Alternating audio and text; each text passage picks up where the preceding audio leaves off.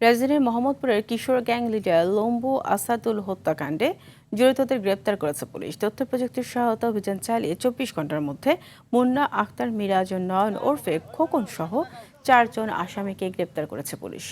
তাদের কাছ থেকে একটি মোটরসাইকেল ও সুইচ গিয়ার উদ্ধার করা হয়। মোহাম্মদপুরের বেড়িবাঁধের সাদেক খান ইটখোলা এলাকায় মাদক ব্যবসা, ছিনতাইয়ের টাকার ভাগাভাগি ও পূর্ব শত্রুতার জেরে তাকে ডেকে নিয়ে ছুরি ও ইট দিয়ে হত্যা করা হয়। মোহাম্মদপুরকে সন্ত্রাস মুক্ত করতে আরও জোরদার অভিযান ও চিরুনি তল্লাশি চালানো হবে বলে জানিয়েছেন তেজগাঁও জোনের ডিসি ইবনে মিজান।